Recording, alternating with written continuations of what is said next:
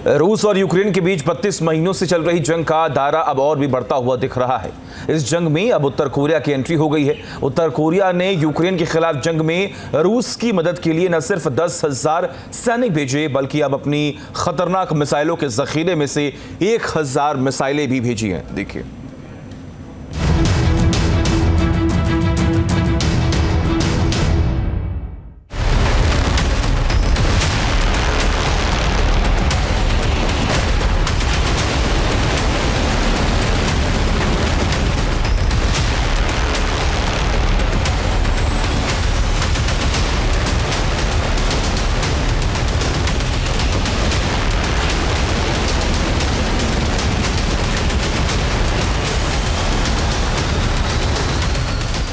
उत्तर Korea के सन की तानाशाह ने सीधे अमेरिका से अदावत मोल ले ली है। किम की मिसाइल सनक ने सीधे सुपर पावर को चुनौती दे डाली है।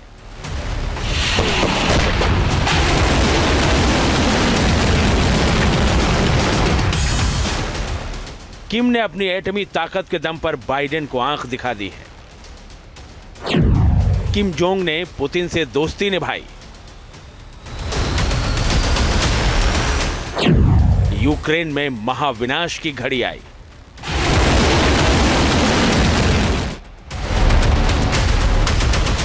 जी हां, उत्तर कोरिया का सनकी तानाशाह किम जोंग रूसी राष्ट्रपति पुतिन से अपना याराना जमकर निभा रहे हैं।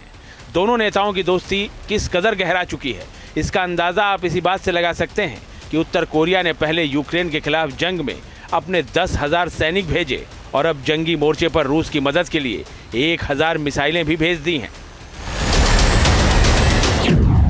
पुतिन को किम का एटमी गिफ्ट।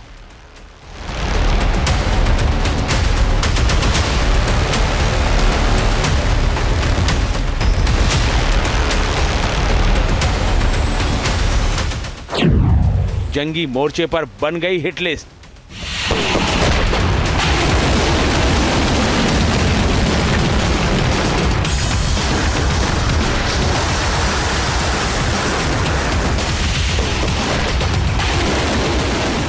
जी हां, उत्तर कोरिया ने यूक्रेन में लड़ने के लिए सैनिकों के अलावा रूस को 1,000 से भी ज्यादा मिसाइलें भेजी हैं।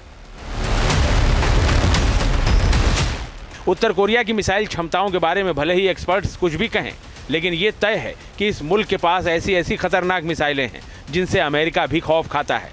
लिहाजा रूस को मिसाइलें देने के फैसले से दुनिया भर में तनाव चरम पर पहुंच गया है।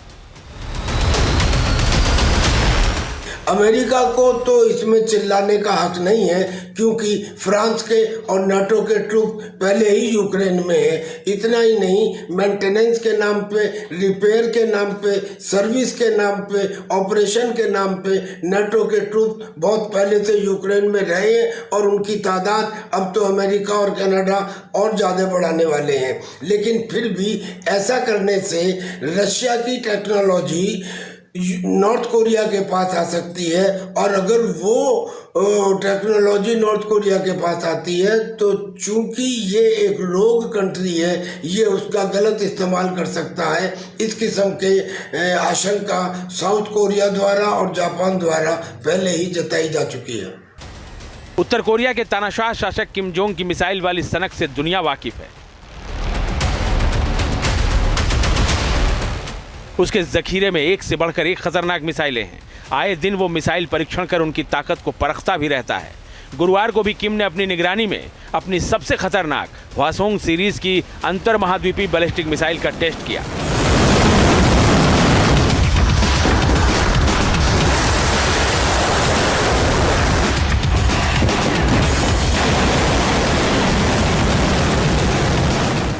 हवासोंग 19 नाम की इस आईसीबीएम को उत्तर कोरिया दुनिया की सबसे मजबूत मिसाइल बता रहा है। उसने इससे परफेक्ट वेपन सिस्टम करार देते हुए कहा कि देश के नेता किम जोंग उन ने भी मिसाइल की टेस्टिंग पर नजर रखी हुई थी। दावा है कि उसकी ये मिसाइल अमेरिका तक हमला कर सकती है। उत्तर कोरिया की मिसाइल ताकत की बात करें तो उसके पास नोडोंग मिसाइल है जो 1500 किलोमीटर तक मार करती है। फुकसोंग 3 मिसाइल है जो 1900 किलोमीटर तक जाती है। पुकसोंग 2 मिसाइल है जिसकी रेंज 2000 किलोमीटर तक है। मुसुडॉन मिसाइल है जो 4000 किलोमीटर तक हमला कर सकती है। हवासोंग 12 मिसाइल है जिसकी रेंज 4500 किलोमीटर तक है। हवासोंग 14 मिसाइल 10,400 किलोमीटर तक मार करने की क्षमता रखती है।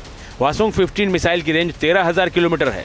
हवासोंग 17 मिसाइल 15,000 किलोमीटर की दूरी तक हमला करती है, जबकि हवासोंग 18 मिसाइल 15,000 किलोमीटर से भी ज्यादा दूर तक जा सकती है। ये तो साफ नहीं हो सका है कि उत्तर कोरिया ने रूस को कौन सी 1,000 मिसाइलें भेजी हैं, लेकिन जो भी मिसाइलें होंगी वो निश्चित ही यूक्रेन में तबाही की नई कहानी लिख सकती हैं। उत्तर कोरिया का रूस को अपनी मिसाइल देना यूक्रेन से चल रही जंग के बीच बेहद अहम माना जा रहा है।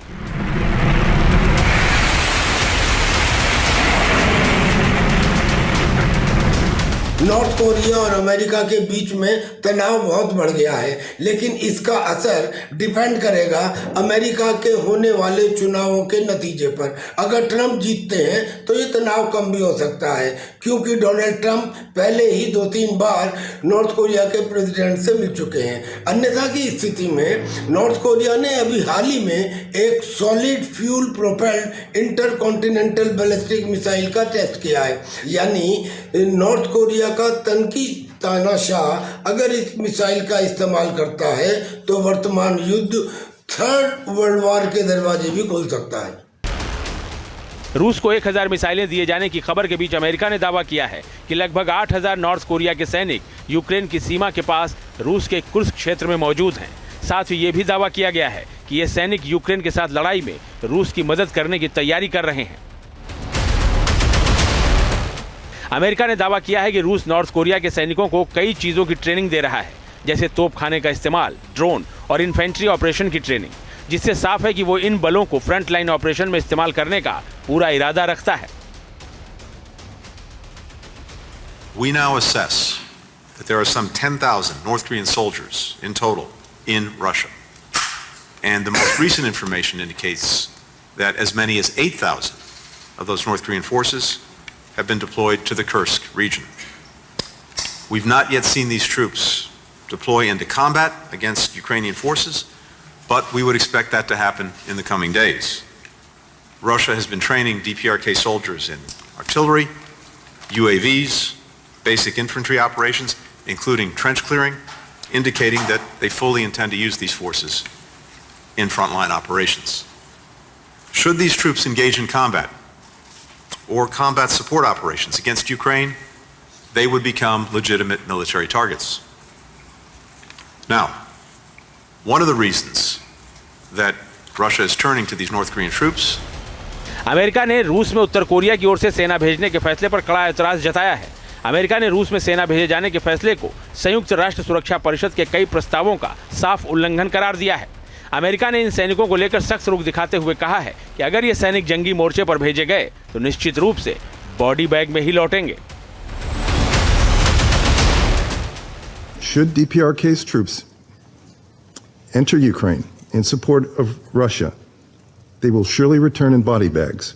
So I would advise Chairman Kim to think twice about engaging in such reckless and dangerous behavior. Thank you, Madam President. Kim Jong और रूसी राष्ट्रपति की दोस्ती को लेकर दुनिया भर में चर्चा है। ये दोस्ती अब हथियारों के आदान प्रदान और जंगी मोर्चे पर एक दूसरे की मदद तक जा पहुंची है। लेकिन जिस तरह से किम जोंग ने यूक्रेन के खिलाफ रूस को मिसाइलें और अपने स्पेशल स्क्वाड के जवानों को जंगी मोर्चे पर भेजा है, उसने हालात बेहद तनावपूर्ण कर दिए हैं। अब उत्तर कोरिया और अमेरिका आमने सामने आ गए हैं, जिसके नतीजे बेहद भयावह हो सकते हैं। Team news nation. News nation अब व्हाट्सएप पर खबरों की ताजा अपडेट के लिए न्यूज नेशन के इस QR कोड को स्कैन करें।